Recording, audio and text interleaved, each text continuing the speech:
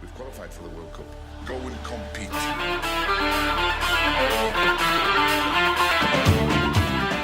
Amazing. Everyone enjoyed the football as much as I. No. Well, actually, no. Maybe I did enjoy it as much as you did. Yeah, you kind of did. I probably enjoyed it more. Yeah. Yeah, sorry to tell you, lads, I've decided I'm going to stop watching football now. So I'll just be on the podcast to talk about cooking and Great. UFOs. But was losing to Brentford really the straw that broke the camel's back? I mean, that's some fucking straw. The log. It was the Empire State Building that broke the camel's back. Yeah, well, that's fine. We'll just explain to you in detail how Arsenal lose every week from now on. No, I mean, what was the lowest point, I think, since I've started watching football that made me really reconsider things? I think the League Cup lost to Birmingham in 2011 was fucking brutal. That was a really, really bad one. I felt I felt proper depressed for weeks after it. Just fucked. Oh, it was brutal. Was that the Koscielny thing? It was, yeah. Yeah. And that was like when Arsenal were still on a trophy drought for 7 years or something. There was this young team, Jack Wilshere, all these fellas, and it was like, this is a turning point. Possibly, if these young players can win a trophy after all this time, maybe there's a positive outlook for the team. And it all fell apart, and it was fucking brutal. Yeah, don't actually want to revisit that anymore. So let's move on. Yeah. Okay. Maybe we circle back first, because I think we had a talking point amongst ourselves earlier about garlic pasta and pasta in general. I think you hear a lot about people saying what kind of food they'd have. Mm-hmm. If it was the only food left in the world and they'd be happy with it. I actually think pasta now. I love a good curry and I love Mexican, but yeah. The Italians have it all figured out. They do. They have all the euros and they have all the pasta. Yeah. I mean, there's just too many different options of pasta. It's nearly unfair. It's like saying potato, Potato, like everything is made of potato. Jeez, Isn't vodka even made potato? So you'd have like mash, French fries, or whatever you want to call them in your country.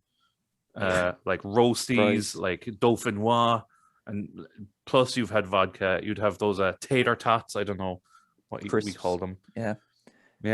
And fucking yeah. I mean, it's unfair. So it's kind of the same with pasta. You can't say I'd have pasta and then expect that to include lasagna, because that's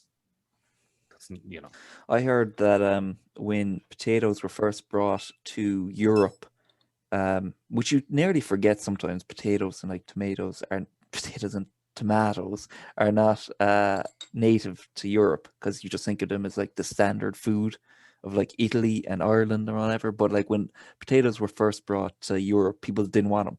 They didn't want to try them that much. But some fella in France had the idea that he would put a big fence up around his potato plants, and he'd have like scary looking guards and barbed wire to make it look more desirable, like to make it look exclusive and desirable. And that he also told the guards, if anyone tries to bribe you, let them take the potatoes. So they became popular that way, and eventually he made a lot more money selling potatoes than he ever would have if he had just not done this whole fucking scheme.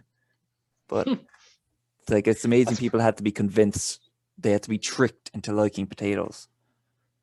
Yeah, but I suppose on the offset, they're not exactly appealing, are they? They go muddy clumps. They're just clumps of white in the ground, mushy, and they often have a load of fucking slugs in them and stuff. Yeah, I guess you guys, you never grew your own potatoes, but it's a fucking, Dave knows if Dave's listening, it's tricky business. It's a tricky business. I'm actually watching Jeremy Clarkson's thing on Amazon. Have any of you seen that? No. not Top Gear. The one he bought a farm, and it's like a documentary of him like starting the farm, and yeah, the potatoes, he grew a ton, and then it was the pandemic, but you can keep them for like ages, a really really long Oh yeah, time. we have It's fun potatoes to in the keep. garage for like a year, and they end up like Yeah, you just have to keep them like covered in the dark and away from moisture. But eventually they do start like sprouting, um, little white kind of tendrils or whatever. Which you're not really supposed to eat them once they do that, but we always have. We just cut them off. that's it. That's the thing. I mean, I buy potatoes in the supermarket and they grow them like 5 days later. So Yeah. I'm not gonna fucking throw them out. Tell Mm. everyone about the potato in college, Adrian, with the don't- sprouts. I actually You don't don't have- really know what you're referring to, but it's probably just that I had a potato that grew sprouts, probably like the size of my arm or something. Did it? Yeah. Do you not remember that? No, you were very I've- proud of it at the time. I've probably done it like hundreds of times in my life, to be honest. Maybe you I just only- dreamed this. No. I mean, yeah, like I lived in some shit houses, so like if a potato started growing something, we didn't throw it out. It just became part of the fixtures, you know. Part of the fixtures. You named it, etc., etc. Mhm. Yeah, spuds, very versatile, but I do think pasta. I do too. But you'd have, I suppose, with climate change happening and global warming, it's not as big a problem because we could grow like lemons and tomatoes, which are lovely for pasta. I know. We've been growing tomato. I keep saying tomatoes, fucking tomatoes. Like I'm like an American. Tomatoes, but we've been growing tomatoes in our garden now, and like they actually ripen and they look like proper tomatoes and stuff for the first time like ever, and they're unreal. Oh my god, garden I kept saying it. Garden tomatoes. Fuck it. Tomato. I'm gonna stop saying that word from now on because I just keep That's getting okay. mixed up. Those red things, from a garden are just next level. Yeah. I've Yeah. heard that, yeah. Big difference in taste. Oh, and do you know what's the name of it? The salad. It's called salad, but it's slices of mozzarella and those red things, and like a little leaf of basil and a load of olive oil. What's the name of that salad? It's like caprese or calabrese or something. I think caprese salad, I think, yeah. Like, what a fucking bullshit salad. Yeah. You know, you tell people, yeah, I'll have a salad. It's a fucking platter full of fucking cheese and oil Oh yeah. and like one little dainty leaf of basil on it just to have a bit of green. Yeah. Yeah. I always thought that as well. Yeah. I couldn't Italians, even that's how they imagine do it. Like, I've never had it, but I want to try it. But it just looks fucking disgusting to me to have like a full plate of cheese. Like, And like delicious. just normal, just a ball of mozzarella isn't good. Like mozzarella is good when it's melted, but a ball of A ball mozzarella of, like, sliced up is yeah. rotten. And it's I find it's like watery nearly. Like I don't get a huge amount of taste off mozzarella. Maybe I'm buying shit mozzarella, but you know, Yeah, I Well, kind of know what I you do- mean though. wouldn't want to Yeah, eat a it- ball of it. No, it does depend. And maybe I'm just dumb. Actually, I definitely am. But when you see how they make it, you know, when the original cheese curd is not, you know, it sounds stupid now I'm saying it back. It's not naturally circle. They make it circle. Anyway. Yeah. Have you What? This is a catastrophe. I know. Fucking This- I was abomination. trying to go through my head, like, how do I explain what I mean? And it just got dumber every time I said it. So, Yeah, did have you you think heard that? buffalo just like pooped out round mozzarella or something? It's like No, you peel the no. shell off an egg. There's little baby buffaloes in the middle of those balls of mozzarella. Yeah, it's just unfertilized. My mom told me. That would be cool, though. If they That could. would be class, yeah. Have you guys Yeah. ever had cottage cheese? Yes, I like it. I've never had it. It looks Weird. fucking disgusting. Yeah. Yeah, it's a bit like natural yogurt. The two of them together they're not normal for the palate, let's say. Yeah, it would take me.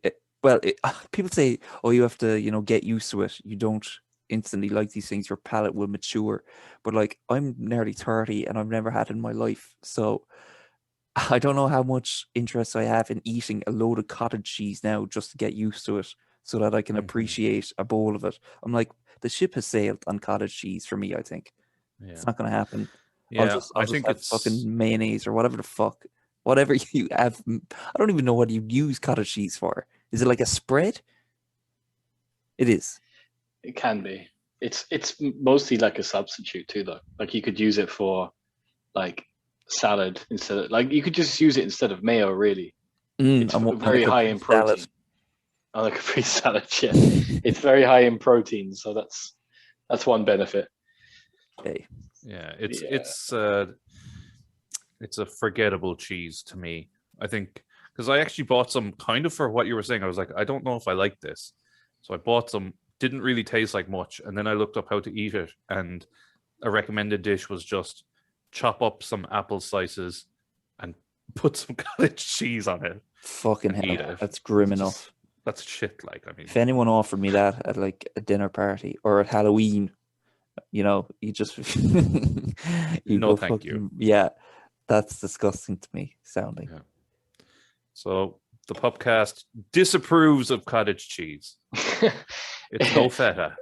It's taken us 70 odd podcasts, but we've finally got cottage cheese in. Yeah. Are we that stuck for topics? It's the first Well, weekend certainly of the not. Premier League. Not tonight. Yeah, tonight. first weekend back. I opt we go chronologically through these games. The games we want to talk about, that is. Yeah, because Fine. I had the idea of doing the good, bad, and the ugly. Because there's been a lot of good, a lot of bad, and Watford are back in the league, so I guess that's ugly. But yeah, do we want to go game by game, or do we want to speak about our Fine. own teams? I don't mind. Well, game started with Arsenal away to Brentford. Arsenal always open the fucking Premier League away at some shit team, and it's like if they lose, they're just laughing stock for like they're like, Arsenal have fucked up the season again. Most of the time they don't lose, but like the people don't remember those times. They're just like, Arsenal fucked up. They did fuck up here too, by the way. This was fucking appalling, even though I wasn't able to watch most of it.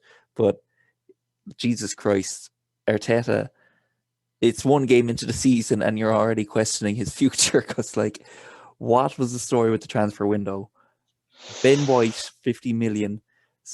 Two lads, I can't remember their name. Tavares and Lokanga or Lokongo or something. Jesus Christ, spent way too much money on these guys anyway, and spent half the summer trying to sell Xhaka, couldn't sell him. Trying to sell Lacazette, couldn't sell him. Going into the season now with Callum Chambers starting at right back, who wasn't good enough to play for us fucking 5 years ago before he was washed up, and now he's washed up and he's apparently starting right back quality. How this happened, I have no idea. They're looking for a new keeper, Aaron Ramsdale, for fucking 30 million. Aaron Ramsdale is a shocking keeper. It's like a fucking diabolical keeper, and they were about to pay 30 million for him when they have Leno sitting there. What's going on? There's only a few days left in the transfer window. It still feels like it's fucking June or something. They're prancing around like, oh, well, maybe we'll get a keeper. I don't think it's a priority. Or we might look for a striker. We might not. We might just, see how we get on with what we have. The team is in a fucking state. And Arteta, I've never been totally convinced of Arteta anyway, but Jesus, what is he trying to do? Where's the tactics? Where's anything? I see no progress here since he took over at all. I see zero progress, and you can talk about give him a chance. He's been given a chance. He's been given his chance, and I don't know what he's doing with it because I don't see anything. Yeah. Like, interestingly, Arsenal were like the third best informed team coming to the end of last season, and you thought they were going to carry it over. No, I mean, that was such a bullshit, like, papering over the cracks, because Arsenal had nothing to play for at the end of the season at all. They were out of all these competitions, and they were playing teams who had nothing to play for. And Pepe decided to show up and was like, I'll just score a load of goals here and put my numbers up, and people will be like, wow, he got double figure goal and assist last season. It's his time to shine. It's like, it's not really. Pepe I don't know what he's doing half the time. I still can't get over he cost 70 million, but he did. Ben White cost 50 million. I don't know which is worse. We'll see. We'll see how Ben White gets on. Maybe he'll score a few goals at the end of the season when we're in fucking ninth, and people will think, "What a great signing Ben White is." Next season will be time to kick on for him. Yeah, I have no confidence in these transfers. Well, yeah, or I think manager. yeah, it's Wow. unfortunate too. I mean, that was a lot, Flynn, and I feel like you have been saving that, so we appreciate that. Well, it was unfortunate that coming into the game without Aubameyang, who's always injured or sick, by the way. Oh yeah, that's and another Lacazette. thing. Fucking Aubameyang and Lacazette, who we're trying to sell, and Aubameyang, who is questionable attitude and performances for the past year and a bit. I mean, who are they going to sign to replace him? They've been trying to sell Nketiah. They've been trying to sell half the team. No one wants the deadwood. Xhaka, a deal broke down with Roma over a few million. I'm like, Jesus, do you really want to hold on to Xhaka that badly over the sake of like a couple of million? I mean, we've been trying to sell him for years too. No one wants any of these players. Don't know what they're going to do about it. There's a few days left. I don't have a lot of hope. Yeah, not great. Hanley, what were your thoughts on the game? Yeah, I mean, I think it was summed up pretty well by the analysis that I think Sky Sports did, Carragher, when they just looked at your man Tony, just beating Wyatt, beating White every time for the header. Like, it's like, did Arteta not think any of this through? Like, any of us could have done that. Any of us could have been like, do not put a little defender against a big striker. Mm-hmm. Like, it's playing Lukaku pretty next simple. week. You're fucked. Because who was playing next to White? I don't even remember. Pablo Mari. And is David Luiz gone? He is. He is, yeah. So who's your other defender? Gabriel, but he's injured. Yeah. Oh, he's injured again. Right. Yeah. I mean, a lot of it, I would kind of think, look, it's not the strongest 11. You were away. I mean, I even said to Kieran before the game, like when Lacazette and Aubameyang were out, I was like, Brentford will be up for this. So it is a bit of a freak result. I do understand why it happened. Maybe in another 3 or 4 games. By the international break, you'd hope that Arsenal have pulled it back, but you have a really shitty run of games as well. Shit run of games. Yeah. So I was thinking, I mean, Arteta probably won't last the season. I don't think he will, to be honest. I don't. But then what? That's the thing. Exactly. But at the same time, Jesus, could anyone do any worse? Well, is there any talk? I'm surprised I haven't heard anything, but is there any little talk of getting himself back? The guy. Finger? Yeah. No, you can't. You couldn't do that. You couldn't do that now. No, that's I think that's finished. No, I think it's the only way to go. And where else do you go? And then do what? Like in a year's time when he's retired, and sure, that's if he even wanted to come back, which I doubt. But like, what's he gonna do with this team? Steady the ship. That's all he needs to do. But then you need to replace him then when he's gone in a year. But that's what Liverpool did with Dalglish. He came in, he steadied the ship, and then they handed it off to Rodgers. There was no big quit. There was no anything. He did his job for a couple of years. Even won a cup, actually. Dalglish was brought back 20 odd years after he had left. There was no question marks over the direction of the club. But Dalglish will be, or Wenger will be dead in 20 years. So, like, if you're going to get him back at all, well, let's now. Not write him off that early. Like, I mean, well, Jesus, what is he in his 70s? He's up there, yeah. Anyway, I just don't know where you go otherwise. I genuinely don't know where you turn to. What's Antonio Conte up to? Hang on, let me look up Antonio Conte right now. Get his phone number. See, I know you're against Antonio. It's the PUPcast. Yeah. You fancy a job? Oh yeah, he's unemployed. Fucking hell, Jesus. Fucking he's on the PUP scheme. There we are. Fairness now, like Antonio Conte is probably the best manager in the world. When you see what he does with teams, well, it's a thought. Yeah, fair enough. I mean, I don't think he plays the Arsenal way, but Look, neither does we could Arteta, just- so that argument went out the fucking window a while ago.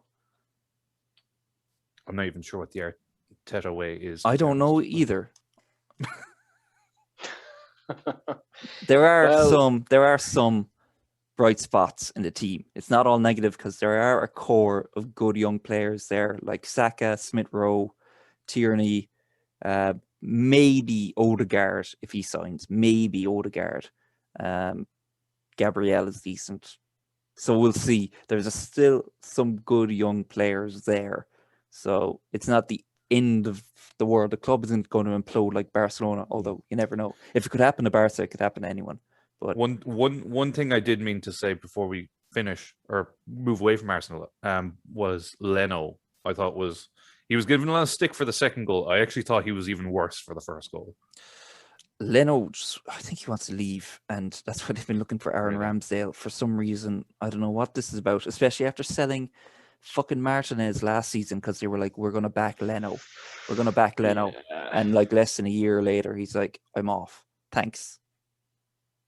Yeah. Well, Not he great. was shocking. I don't know where he thinks he's going with that kind of performance. Where would he even go to? Yeah, I mean, fuck He it. just wants to go back to Germany. And Odegaard, is he technically at Real Madrid right now? He is, yeah. They didn't register him in the squad though. And, No. you know, people go mad about Odegaard too. I didn't think he was amazing when he was on loan at Arsenal. He had a couple No. good games, but like people talk about him like he's going to solve all the problems. And I'm like, he had a good two or three really good games, but a number 10, didn't we just spend fucking 3 or 4 years trying to get rid of Mesut Ozil, the best number 10 in the world? And now we're like, how are we going to fix this team? We'll spend 50 million on a number 10, a position that doesn't even function in modern football. But okay. And Partey, is he still? Oh, he's around? injured. Yeah, That's I mean, good. if he had all those injured players, like I he'd be know flying. there's the core of the team wasn't really there, but still, It's they just- lost to I think- Brentford 2-0. Yeah, I think the big thing for me was just the kind of the attitude and the setup is that it would have been known for a while to Arteta and to the Arsenal team what kind of 11 or what kind of 15 they could bring into, or have however many subs they can bring into the game on Friday night. Mhm. So you knew Partey was going to be out. You knew you weren't going to have Gabriel, so that was going to be a big loss to kind of the middle of the park. Yeah. Brentford have nothing to lose. They have it's a bit like a Sheffield United job. They can just go into every game, and if they lose the next 37, their fans will be like, Grant, it's been 74 years since we've been in the top flight. We're fine with it. I just think it was very naive of Arteta to write them off or not really show up. And I think it speaks volumes for a lot of the Arsenal squad, where they can't rise to the occasion ever. I think that's genuinely the thing that kind of annoys me about Arsenal, is that they've got the ability. You know, they say you shouldn't miss out, or you shouldn't lose for want of for lack of effort. It's for lack of ability. It's like the other way around for Arsenal. They've got the ability, they just don't have the effort, it feels. What's really frustrating to me as well is that we're a few years removed from Wenger, and the team is still so frail looking. That was a big problem under Wenger in the later years, that he spent all his time bringing up young, like kind of featherweight players who would just get bullied around, and he was trying to play nice football and they would just get smashed by Stoke and lads and get bullied around the field and like get their ankles shattered all the time. And like, I kind of get that was Wenger's way of doing things. Fine, he wanted to play that kind of football in his later years, but then he's gone a few years and the team is still so lightweight, so easily beaten. And I'm like, could you not just, it's even Partey, who is like a physical specimen, is injured all the time. He somehow never got injured at Atletico Madrid, shows up to Arsenal, he's on a fucking injury block fucking 5 days out of 10. Like, I mean, it drives me mental that the team still gets bullied around by fucking relegation candidates, but not much you can do. Yeah. On the flip side, though, I thought Brentford looked pretty handy. Like, they had the occasion behind them. They definitely had the wind in their sails from promotion. But that they might not be the whipping boys that some predict. Ivan Toney didn't really live up to any expectation of the hype that we saw, but then again, plenty games to go. But yeah, they might feature. I'll say that. Yeah, I didn't think Brentford were going to be whipping boys before the season started. I mean, Norwich were definitely going to be whipping boys. Like, come on. And they had to play Liverpool, their favourite team, first thing. I don't know. I thought they put up a good show. Yeah, it wasn't a great start. Joe, I feel differently about Norwich. I think they actually weren't that bad. I think Liverpool were very good, which might be a nice little segue to a team that you might support. Adrian. Yeah. Delia Smith. Yeah. Thanks for He's having on the me. call. Yeah. What's your question? Just talk about Liverpool, Adrian. Go on. All right. Yeah. Liverpool, very good. Considering it wasn't at all first choice team, Robertson is out, but Tsimikas was pretty good. The midfield I hope won't be the starting midfield going forward, but Salah and Mane both look really good after a good long preseason. Jota is doing Jota things, and Firmino is there to pip his place because he's the favoured boy. Of course, Van Dijk back is the biggest thing, but kind of like you said, actually, Norwich didn't look that bad. They actually had a couple of chances, but good old Alisson Becker there in between the shticks. I mean, it was basically job done, clean sheet, no one injured. Van Dijk does the 90 minutes, basically the perfect first game. We've actually, in fairness, Liverpool have been lucky the last few seasons that the opening games are against newly promoted teams. It was Leeds last year and Norwich the year before as well. Yeah. Now Leeds turned out to be a little trickier, but they were never really going to lose it. So, yeah, I think it's Burnley at home next and then Chelsea. So it does feel like it's not quite pre-season, but it's like, all right, we have a couple of warm-up games against like easier opposition first. So it's basically, bar being away, it was like the perfect opening game and they played the perfect game. Yeah. Salah got a goal, which is all you need really. Because Joe Hill will be in and out. And who scored the other one? I can't even remember. Yeah. I know we wrote off. Well, we didn't actually. You know what? We didn't write off, but we said we might not see the same Van Dijk that was before the injury. Yeah. God, I have to say, it was quite nice seeing Van Dijk back. The amount, the audacity the fella has. That's what I think I like about him the most. Is that the amount of times he just got the ball and just pinged it wide to Trent Alexander-Arnold and just created so much space. He had the most touches of any player on the pitch for his first game back. That's some feat. Yeah, like he wasn't really put under too much pressure, so we didn't have to see him, going at full pace or anything. But he does that like no one else, that kind of cross-field ball or that diagonal over to Salah. And I think that's actually how the first goal, I think, was one of those balls out to Alexander-Arnold and then across into the box. So it's definitely one of those weapons in the arsenal that we've been missing. But I mean, talking about that fucking halfback position, like that was catastrophic last year. I don't think we'll get enough injuries for it to be an issue this year because they have about 7 that can fill in. So, I mean, without shitting all over these players, I'll be a happy man if I never have to see Nat Phillips or Reece Williams play at centre back for Liverpool again. And fair play, they did a good job last year. Nat Phillips is a good defender, but he's not a Liverpool defender. Why Burnley or something haven't snapped him up, I have no idea. In fact, Brighton, I thought Brighton were going to snap him up after Ben White gone, but whatever. So, no Kanate yet, but there's plenty time for that. The replacement for Andy Robertson, Tsimikas. Yeah, like Timis. Shit, you're making me think. Tsimikas. Timmy. The Greek fella. Yeah. the fella in the red. Yeah. He seemed to have a good game.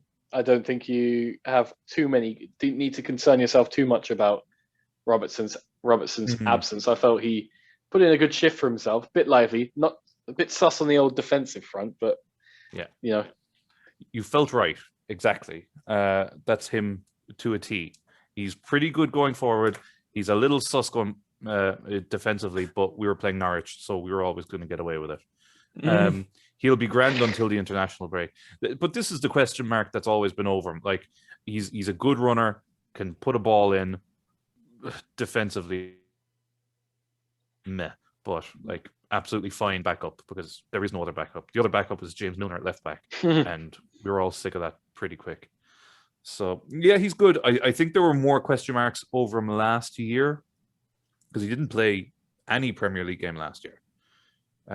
So he must have done something in preseason, and he's had a pretty good preseason. So yeah, Battered what he old did. Robertson. Yeah, I was gonna say his preseason was so good that Robertson got injured and there was no choice. but Yeah, he must have done something. Yeah, so maybe this is over to yourself now, Finn. But that's probably the performance Liverpool fans wanted to see, albeit against newly promoted Norwich, who they always beat.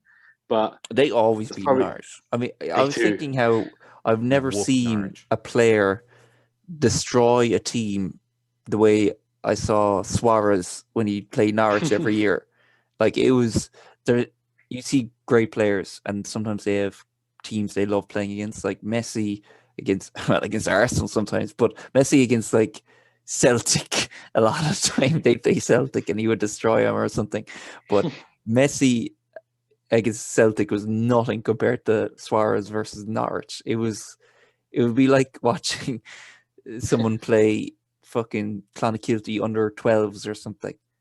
It was. Do you remember in like school they would have made us play like a tournament where like everyone in the class would have like a team of like 5 children or younger kids. Yeah. And one older kid would play with like 5 younger kids. Yeah. Suarez was like the fucking guy in 6th year or something. Wait, do you know me and Barrett set up that tournament? That was one tournament, and me and Yeah. Barrett set it up for like TY. We were like, we'll get just all our TY class, and we'll allocate 2 TY players and like 5 first years to a team. And I remember going around to the first years being like, yeah, you'll get a day off school and you'll just get to play football with us. And Miss Collins was like, what do you mean? And I was like, say for example, me and Daniel will be on a team with 5. She was like, that doesn't make any sense. You're going to absolutely cream them. But I think we raised like €500 for charity or something. So fuck It her. was really good. And I remember that because it was like group games, wasn't it? Then a knockout. Like, Yeah. I remember I drew the short straw because I was by myself. Like, I had no other big kid with me. Jesus. But But you had like an extra young player or something. Yeah. yeah, All the but good it that but did you. really frustrating. Kieran and 8 first years who were like 12 years old. Yeah, and they just didn't know how to string a pass together, and they didn't have a clue when I was saying that they needed to press. Like, it was just it was a fucking bad day mug! out. Press him! Press Some him! of the kids were better than I was, to be fair. Oh yeah, because at the end of the day, we did like a TY team against the best first year team, and the first year team won. Like, smashed us. Fucking hell. Yeah, grim. Yeah. You didn't need to bring that up. Yeah, You were it's a talking about memories. Suarez smashing. I think he scored 3 or 4 hat tricks against them in a row. Like, And like the week way was he did fantastic it. football, yeah, just Captain Suarez, game done. Like, you didn't need to worry Yeah. about anything else. halfway line, like, and volleys and Yeah. flicking over people's heads, free kicks, every kind of He- goal. Like. header from the edge of the box, wasn't it? He had like a, Yeah. a, That bull- was- a bullet header. I think that was actually against West Brom, but it's fair. Was it? It's a fair. I think so. Yeah. Oh, But fuck. yeah, I've never seen a header like that. That guy was unplayable. Like, when people say He peak was. Torres or peak Suarez, Suarez was an animal. Like, Torres was a fabulous finisher. A lot My of people God. would say Lewandowski as like striker of the past 10 years, like out and out striker, not Messi or Yeah. Ronaldo. But like, Mm. no, Suarez was better. Suarez was better than even Suarez was the best player in the world for like one season, I think. Yeah, wi- but he in- bit someone. Yeah, he did bite someone, and he also bit someone else, and he is also blocked. Racist. He also is a racist, and he blocked Ghana's goal at the World Cup. Yeah. Yeah, That Yeah. guy is he's had some career, like good and 'Cause bad. He has. I was surprised too because I saw a thread on Reddit where it was like, who's the most hated Premier League player, like past or present, and like El Hadj Diouf came up a lot, understandably. Joey Barton a lot then too. Not many about Suarez. I know know, he it's was a great amazing. player, but It's he amazing. really he rustled a lot of jimmies. He rustled a lot of jimmies. Yeah. When Liverpool did the fucking shirt thing to support him, like, Jesus, lads. Oh, brilliant! Yeah. They condemned the fans though this weekend though for a homophobic chants against Todd Cantwell. Do you see that? No, I think it's Gilmore. Sorry, Billy Gilmour, because Chelsea, right? The Chelsea rent boy thing. Yeah. Yeah. Look, what can you say? Todd Cantwell. Oops. Football fans are fucking stupid, unfortunately. They I mean, really even are. you saw that before the Leeds and United game. Yeah. Like, they just can't control themselves. They get anywhere near a football ground, and all of a sudden, it's okay to call, basically like young men fucking anything they want, whether it be racist or homophobic or whatever. I don't know. Safety in numbers and tribal mentality. Mix them together. You get that, I guess. But yeah, pretty mad. Because just to finish off on the Liverpool thing, do you guys think they're challengers this year? I don't see why not. Yeah, I agree. I think all the big players now are in their prime, just coming to the end of their prime, but still in their prime. And if they can keep them fit, I'd say. Well, we'll see how Van Dijk gets on. That's the big question. Yeah, I think for me, I think that Liverpool have a favourable run, and if they can put it to good use and get rid of some of the creases that we saw last season, Liverpool are a momentum team. Klopp is a morale manager. He can get them firing if they have a bit of confidence, and I think this early run and getting these lads back to fitness will be key. But yeah, I agree. I think they're contenders along with 3 other teams. So we've got a really exciting Premier League ahead, in my opinion. I think so too. Yeah. Good. Speaking of other contenders, Manchester United, Fuck. They Yeah. won a game of football and they've They now won did. the league. Good for them. Don't even acknowledge I mean, him. we have to. They'll give it I up to know. us otherwise. They'll give it up was- to us. To be honest, look, I'd love to say it was a great game. Once it went to, I think 3-1, I was like, I just turned it off. The only thing I can say, two things. Pro Man United, I would say that wasn't even their best 11, not by a long shot, right? But anti-United, Pogba was probably the best player on the pitch, and he's not going to be the best player on the pitch every week, not by a long shot. Interesting. Fucker. Yeah, I think that credit where credit's due. Had to say that. Is that Leeds aren't an easy game, and they did dismantle Leeds. But I think This happened Bielsa last does. season. Yeah, Bielsa has these games where he doesn't bother. He knows they're not going to win, and he just go out and get some fitness, and he rolls over.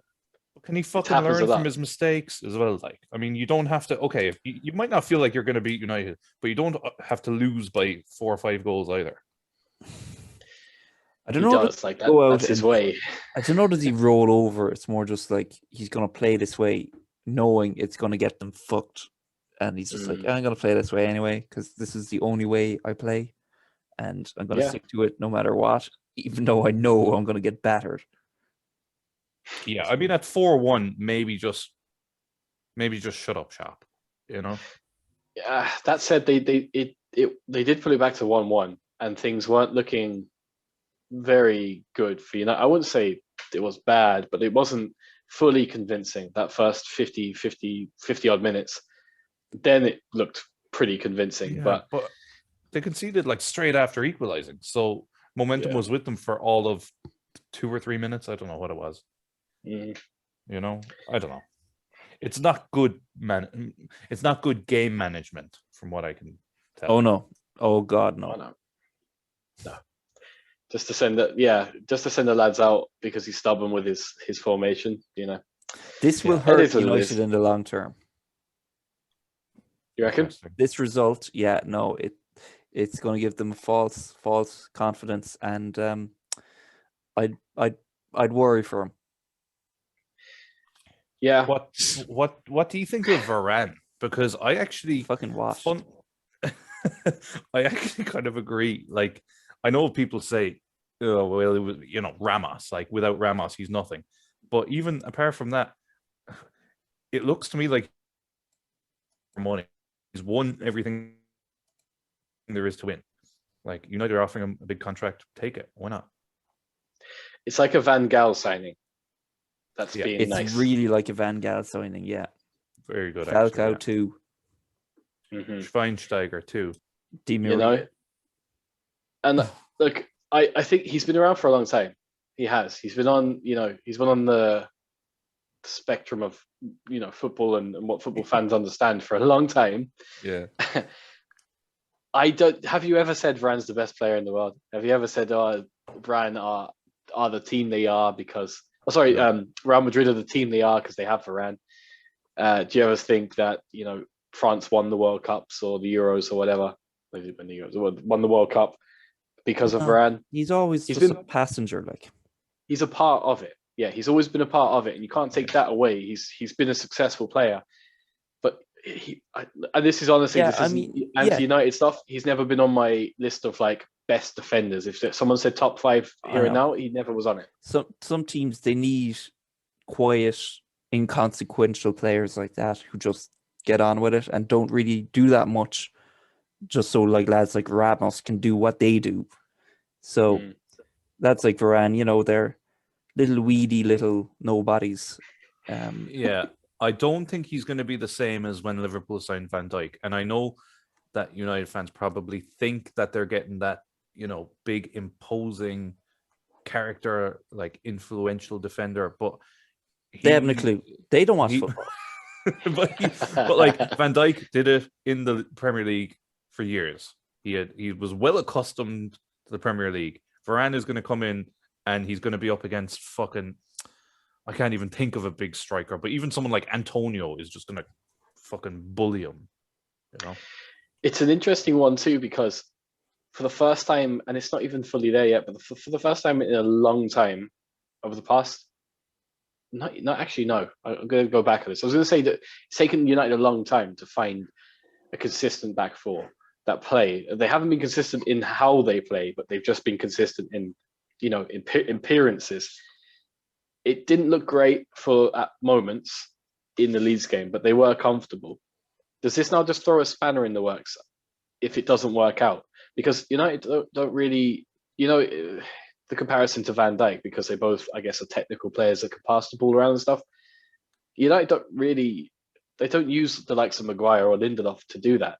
That said, Lindelof had a fantastic assist against Leeds, so probably getting this a bit wrong, but I don't know, they just need big lads like Maguire that can head the ball away. Is that what Varane's role will be? Well, I think Maguire could play a little bit, but I kind of accept your point. It's probably not like a key aspect of their play, maybe. But yeah, I maybe. So is what you're saying like he's too silky for them? I just mean that are United ever going to play to his strengths? Really, if you put Van Dijk in the United team, he might struggle a bit too. He wouldn't get the ball as much, I guess. I don't know. Just trying to shit on United here. Like, come on, back up. Time will tell. Time will tell. Well, he's wearing the famous number 19. So I don't know how true it is, but I read that he wanted number 4, and Phil Jones said no. That's legend. Yeah. Phil Jones. How is the guy still employed by Man United? Like, what? Of course he did is. they put him on a 25-year contract? Is it a mortgage with Phil Jones? He's just hiding in fucking Old Trafford like your man in a Parasite.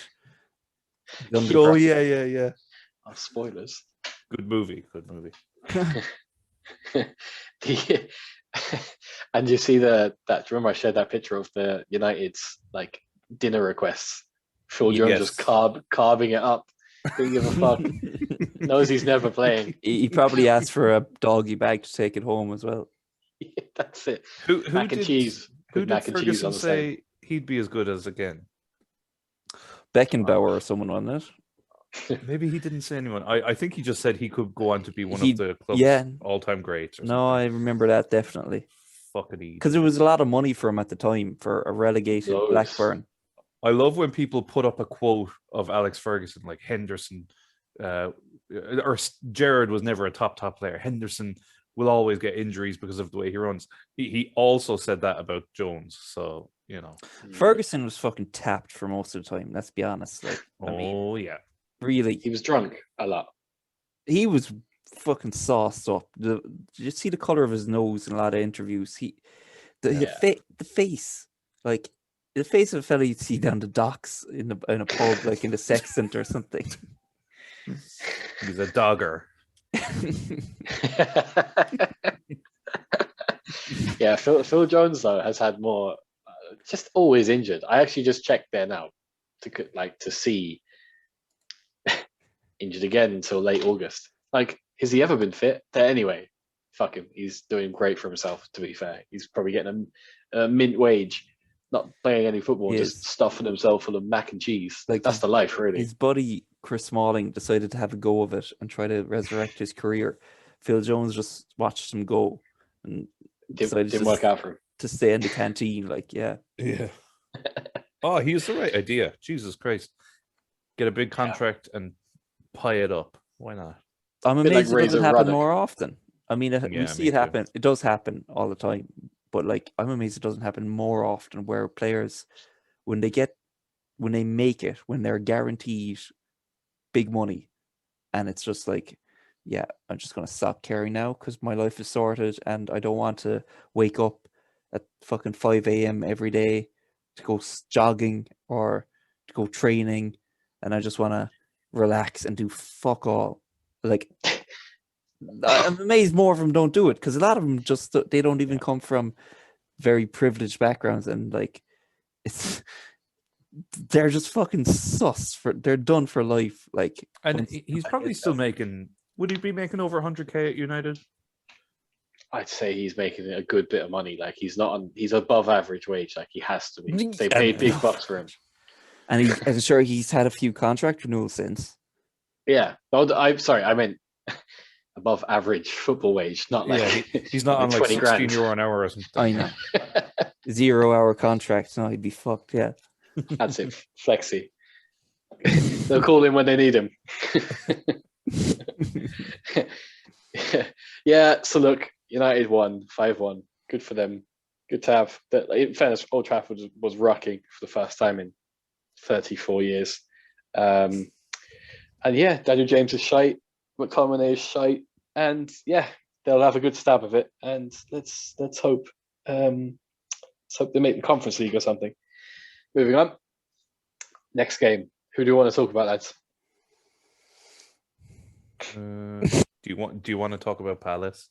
Yes, I do, actually. All right. I do. Go on. I do. So let's angle this like Chelsea are the other title contenders, and they were playing Crystal Palace. Kieran, what did you make of title contenders Chelsea? Crystal Palace. Again, yeah, it was a top of the table battle. Yeah, I mean, look, Chelsea were comfortable for most of the game. That's the one thing. I know Palace have been a bit threadbare the past few years in terms of squad sizes, but like, to play the Super Cup on Wednesday and just have like basically, another 11 players fit and ready to go is the big gulf between, these teams and the rest. And we'll see that more and more this year as the big four or the big six really do stretch away. In terms of Chelsea, Alonso's goal, class, should never have been a free kick. Complete dive by Mason Mount. And that really just set it off. We did play pretty good up until then. We were defensively solid. But when a goal kind of goes in like that, it was all downhill. And then straight away afterwards, Gaeta, who is usually like the most reliable Palace player, making an error and just basically, spitting the ball out to Pulisic to put away. The game was done. I don't think any even the most optimistic Palace fan really went into that game thinking, after the off season we've had, that beating the European champions was going to be on the cards, but it went against us. But organized, like I thought we were very good defensively, which kind of contradicts what the scoreline said, but I think we were, even compared to how we were against Hodgson. Massive concerns would be Mateta, who I genuinely don't know if he's ever played football before joining us. He doesn't get the ball. He doesn't look for the ball. He doesn't run. He's about 6'5", and if the ball goes above his knee, he hasn't a clue what to do with it. He kind of just leaves it. Who is this freak? The fellow that scored that mint goal against Brighton, the back heel. Yeah. Yeah, him, Mateta. We have him on loan with an option to buy, but he's been questionable, let's say.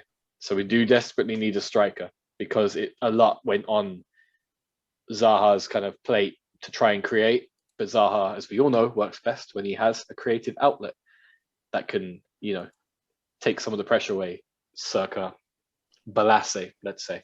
Yeah. Jordan Ayew was that was disgraceful, appearance. That was a disgraceful performance. I have been a fan of his in the past. Mm-hmm. He contributed nothing.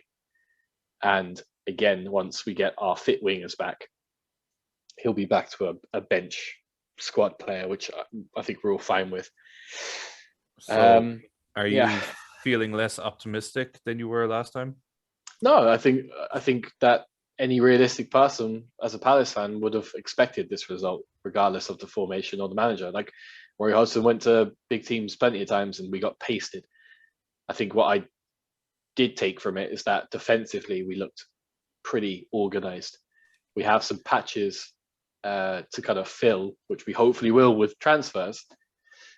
But Patrick Vieira wasn't afraid as well to change it up, and he went from his 4-3-3 to the 4-4-2, which we played last year, which I thought was admirable. A lot of managers would not change their style on their first game, and he gave a debut to Rak Saki as well, young player, came through the academy, which I'm a sucker for academy Palace players, so that was nice to see.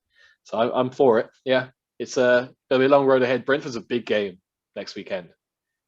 That will answer a lot of questions, or create a bit more nerves. But yeah, look, it's I trust the project. Yeah, and that's your first home game then, isn't it? Yeah, first home game, and fans back. Mm-hmm. Palace are known for that kind of that atmosphere, quite intimidating, noisy, not easy for teams to come and go to.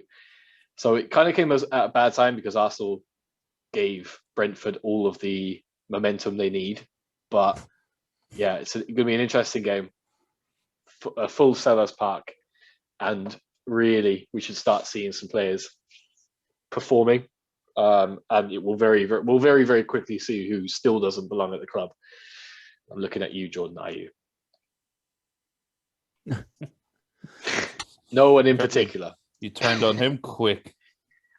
Honestly, you're not going to. But if anyone has the 90-minute footage and watches Jordan Ayew, it was pathetic. Like, we talk about Phil Jones. Phil Jones is like miles ahead of him in terms of effort. Well, maybe he was feeling under the weather. Yeah, well, maybe he was. You don't know what's going on in someone's life, Yeah, that's true. Actually, it could be worse. He could have done an Aubameyang and just given up last year. Yeah. Don't make assumptions. He could be going through some stuff. So yeah, well, maybe he'll be back fit and firing next week. Yeah, I hope so. Yeah. But if he's going through some stuff, he can use that incredible paycheck he gets per week to get some help, I suppose. Mm-hmm. Okay. Conference League is still possible. There, I said it. Oh yeah, anything is possible, man. Anything. Yeah, it's true. Sky's the limit. Yeah. Up the fucking Palace. Up the Palace. So, City, they're not going to win the league. I think it's obvious on the current table, which is what we're all going on. So United win the league, yeah? Hang on. Or Arsenal relegated. Shit. No, Palace. Palace are. Oh, okay. No, that's fine. Yeah, we'll take it. The rebuild yeah. continues. Yeah, I think the City game today, I don't know. It felt like they started really, really well. Mhm. But City do this, don't they? I was saying it there to you earlier that like they always like they got pumped by Leicester last year, and they got pumped by Norwich the year before it kind of like they wake up. So classic Yeah. City. To be honest, City were better than them anyway, and probably should have won. I Yeah. actually agree. Grealish's record so far is pretty funny though. What's that? 100 million for 0 Nothing. goals, 0 assists, and For 2 fuck's sake. losses. I'm just spitting facts. Yeah, you could Mhm. tell he was. You could tell he was feeling the pressure of being an £100 million player. I felt.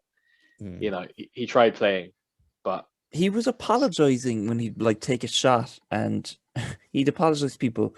But sure, there was no other shot or other pass on for him. Like he could only have shot, but he was apologizing anyway. I'm like, Mm. don't need to be that, insecure about it. Just fucking, And you and know. I felt the other way too. That like the City players recognized that he was the big signing, and they kept trying to find him when the ball wasn't on. Mahrez was just in acres of space for a lot of that game, but because he wasn't the new signing, they were all just like it felt like they were just floating towards Grealish until Kevin De Bruyne came on. So that was an interesting thing to see. yeah, and I didn't realize he's 25. I know. actually thought he was much younger. I know. But it is he very much looks like a big fish in a big pond, if that makes sense. Like the pond trout. is now relative to his own size, and he's looking smaller than he did in his small. Fuck. There should be a fucking ham to that. I know. Look, everyone knows what I meant. This is nearly as bad as me thinking that mozzarella is naturally round. Jack Grealish was a big fish in a small pond, and now he looks out of sorts. He's out of sorts. That's true. Well, I mean, Mahrez was kind of the same way at Leicester, and True. I don't know. Did Mahrez do well at City? I think he has, even though he could have done much better if he was at a different team. Jesus, if he had went to Arsenal, that would have been fucking perfect for everyone. But let's move on. But he probably wouldn't have won as much. I'm not being shitty, but he wouldn't like. Well, how much have City even won? They've won the Pep Guardiola Invitational Cup, the League Cup, like They won a few the times. quadruple or the domestic quadruple, like. So they've only won the League Cup doesn't count. So really, they've only won the Premier League. They've only won because Arsenal bottled it against Birmingham. I don't even give a shit about that. Oh, you didn't give a shit? I thought you were depressed for 2 weeks. I don't care about it at all. I never cared about it. Fucking stupid competition. It's a stupid competition. Like it shouldn't exist. And so they've only won half a dozen trophies. No, the only trophy that he'd have won at City is the Premier League that he wouldn't have won at Arsenal. That's all. Sure, who's to say he wouldn't have won that at Arsenal had he joined? Most people, really. I mean, like you can't borderline trust most science would tell you. Yeah. Anyway, who's to say? Who's to say? You will never know. We'll never know. No. Maybe City wouldn't have won him without him. But you're Yep. And sure You then make good points. And sure then Arsenal have a 33 and a third chance of winning it. What? That's just maths, Adrian. They're one of like the big four. So one of the big four has to win it. With City not winning it, Arsenal have a 1/3 chance. Okay, I get you. I see where you're coming from. Yeah. Yeah. And sure, that's nearly like flipping a coin. Yeah, it's basically 50-50. Flipping a 3-sided coin. It's like flipping a coin until you get the results you want. We'll never know. We'll never know. We can only speculate. Can't be sure. Harry Kane is gone, I presume. Yeah. I don't think so. I think he'll stay. I actually kind of do as well, but I wonder will he just say, I'm not going to play for you? So No, you he can- won't, because he wants the record. He wants the Premier League goal scorer record. He'll never get that record. Yeah, he will. No. Hang on, let me have this. Let me look this up. What is the goal scoring record? He's like 100 goals off. Sure, that's only 3 seasons or 4 seasons. It's 3 or fairness. 4 good seasons. Hang But, on. I mean, 260. Sorry. The record is 260. Just fucking show me where he is. don't cut this. Keep this. This is what people want to hear. Most goals? So, okay, Harry Kane is 94 goals away. And he's 28. Yeah. I mean, if he had 4 good seasons now, let me check how many goals has he scored season on season? Are you factoring in the possibility of transferring to Arsenal into the calculation? Because that will make it more probable. Look, last season he scored 23 goals. So, In the league. yeah, in the league only. And Okay. like previously he's been between 18 goals and 30 goals in league. It's not out of the question. Yeah. And is it Shearer's record? It is, yeah. Not 260. bad. Yeah. That would And, be good. and I mean- Shearer is way ahead of everyone else. Like everyone else Yeah. is like in the 160 up to 180, and then Rooney is on 208, and then Shearer is on 260. Like he's miles ahead of everyone. Yeah. Yeah. I just wonder, like, even if he went to City, like, he might not play every game. He certainly might not score every game.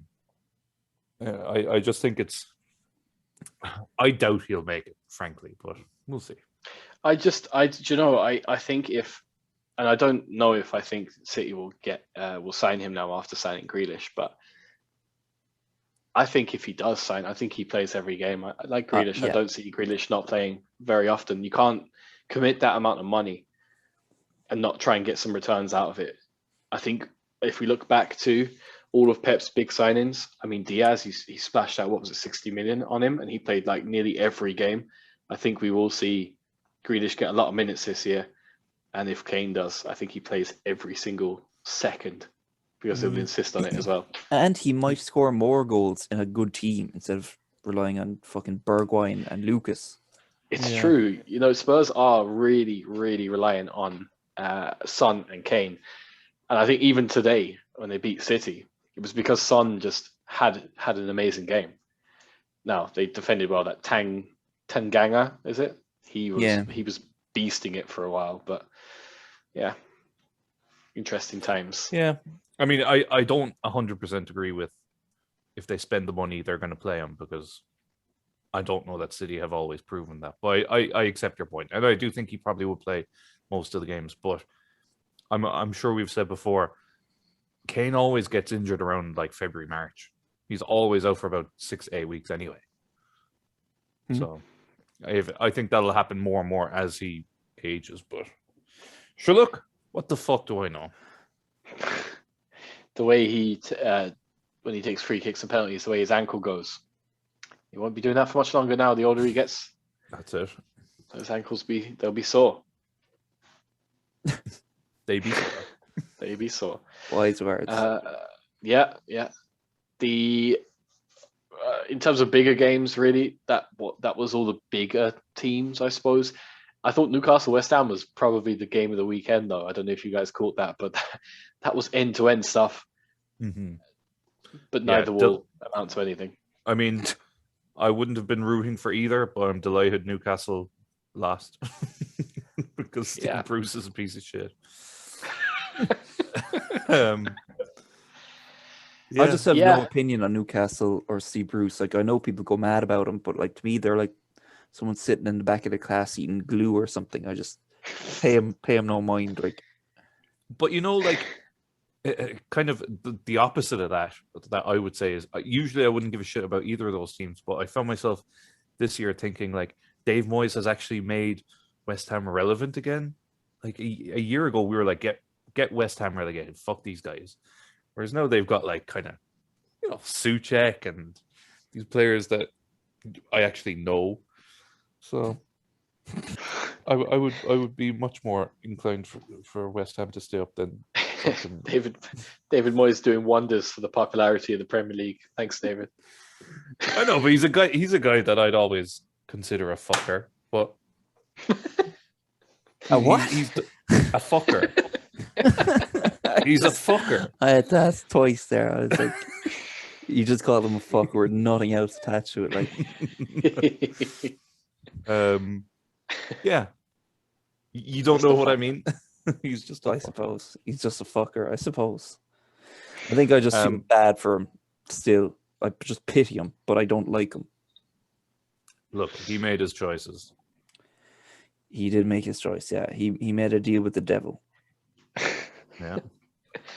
Yeah, and he tarnished Wilfried Zaha's fine name. I'll say He that. did. Yep. Yeah.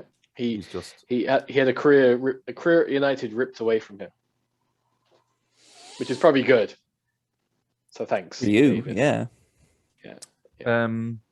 We've got 9 minutes left, but I would like to give one quick hot take. I don't know if it's even a hot take. You'll probably all agree with me. I'm for it. Okay, so here's my hot take. I don't think Messi is going to be that good at PSG. That's pretty I hot. mean, probably not great, but So I should clarify. I know he's not going to be peak, obviously, because he's 34 or something. yeah. But I was thinking about it, and like at Barcelona, he like co-ran that club, and that team was built around him for the last 15 years. He had a say in like all the transfers. Like if someone came in and he didn't think it worked out, they'd get rid of them or they'd get out of the team or whatever. Like the environment and everything was made for Messi to thrive for years and years and years, and even up until recently. And I think he'll go to PSG and he'll just be okay. He won't just be another player, but like he's not captain. It's a different dressing room. He might not like Paris. He might not like the other people. He might not speak French. And I just think, you know what? It might not work out for him. Well, That's my gut. Honestly, I think we'll be surprised with what little impact he has. The same thing happened with Buffon at PSG. Buffon went to PSG and did nothing. don't compare Buffon's impact to Messi. That's I'm just absurd. saying. Well, watch this space. Like, I think PSG management will move mountains to keep him happy, and he will have just as much influence, if not more, than he did at Barca, because they have to do everything to please him now, and I think they will. But I don't know, will he perform that great? I mean, Messi, But Neymar, and Mbappe will be something to watch, though. I mean, actually, not something to watch, because I won't watch them out of principle, because I fucking hate PSG. And I don't want to give in to them and their fucking stupid bullshit Michael Jordan jersey selling horse shite. So, fuck him. Yeah, I hope he does like, shite. I hope he does shite, actually, yeah. Neymar doesn't even play like half their games. Yeah. So is Messi going to play all their games? Probably not. I mean, he's 34 years old. I think they've probably made their money back in shirt sales already. I don't know about that, but maybe not. But that's an exaggeration. I actually think they will make it up in shirt sales. I think what's he on, like 50 million, 30 million, something like that. I mean, if a million people buy the jersey with Messi on the back, that's not ridiculous to think. Crazy bit of business. they got to split that with Nike, though.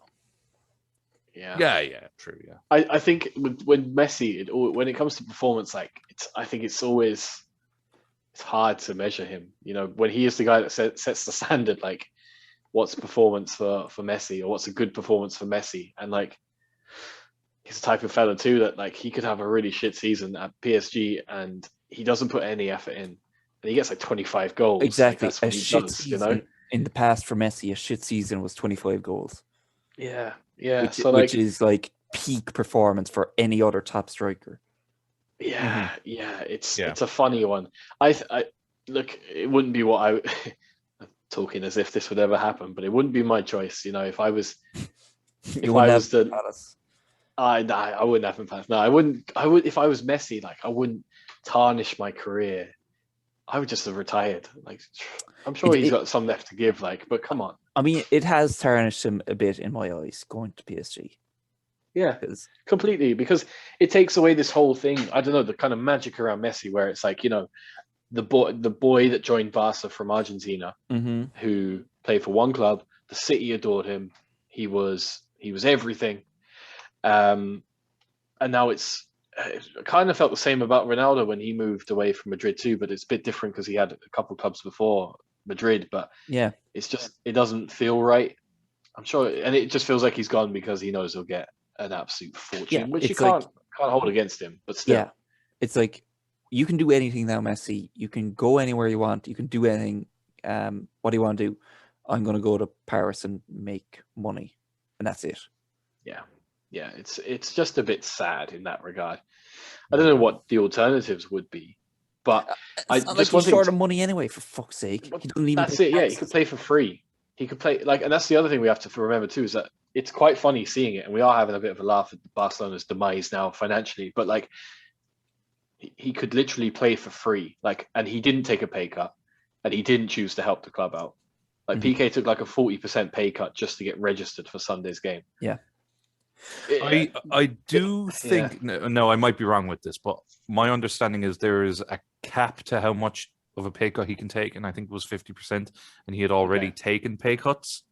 So like the other option is just to play for free, and if you're Lionel Messi and it's going to be probably 1 year last contracts, play for free or make 50 million. I mean, I don't think you can say it's fucking not noble, or there's no honor in it. I think he probably gave that club everything. Oh well, until Barca the don't last come out of minute, this looking good either. Yeah, No. Unbelievable idiots.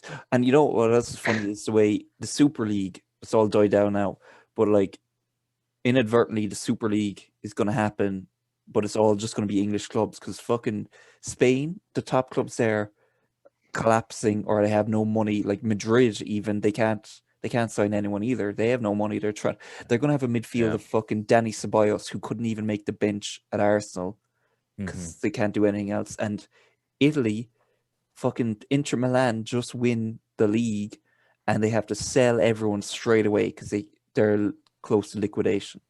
Yeah. And like even Bayern, who are like the model club for how well run they are, if you look at their squad, they are so thin on paper. They're like 1 or 2 injuries away and they cannot really replace them easily. Sané and Nabry, who weren't even that great, if they're gone, who the fuck are they going to replace them with? Because they can't compete with English clubs who can spend 70 million or whatever. Mid-table teams can spend 70 million on players. Like the Super League is happening, but it's just going to be Premier League teams. Yeah. Anyway. It's an interesting time, yeah. And PSG.